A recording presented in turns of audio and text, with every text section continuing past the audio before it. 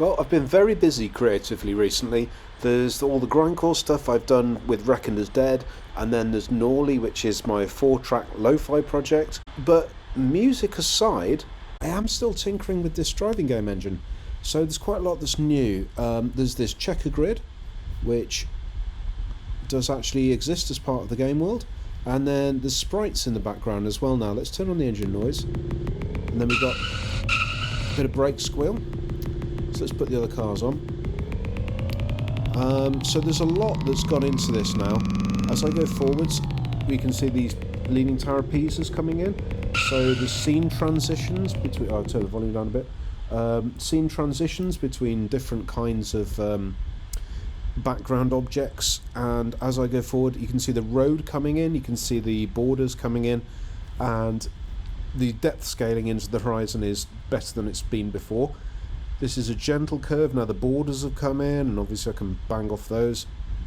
There's no real code that handles driving off-road, it just suddenly seems to teleport you back on the road. This is the most extreme right-hand bend we've got, which is pretty ridiculous. I might not leave that in, but you can see the road's now widened out to 6 lanes, and it's coming back into 4. It does that gradually, and then it's faded into, it's transitioned into street lamps coming overhead, and it's gone back to the bushes. Now I've just cribbed images that seem to be either Creative Commons or just borrowed images for the time being. Mate of mine's going to do some cars for the game, which is awesome. Mate Johnny is an animator, very, very talented, unlike me. I'm just a hacker.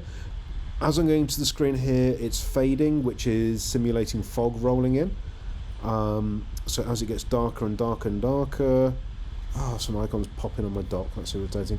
But it gets dark, but you notice there's a graduation from low to high here of how dark it is. As I go forward, it's going to transition actually into night. So the headlights on the car will come on when it goes past the transition point. It's gone down to 2 lanes here, so there's lane transitions, and there we go. We've got our little cones, so I can look left and right and view what's going on. I've got my headlamps, and if I hit the brakes, the brake lights come on. Neato. I'd like to get the car to bob up and down, that would be cool. But here we're going into an area where the street lights, now there's an overlap on the street lights, but you notice there's actually holes made in the light grid, in the darkness grid, where the car can go under. It's not the world's most convincing effect, but at speed it looks quite good. And there we go, there's the checkered flag at the start again. Now there's no transition from night to day, unfortunately. I've just hit the instantly accelerate to 100% speed button. But yeah, this is actually viewed zoomed in on my browser, so some of the sprite scaling is a little wacky.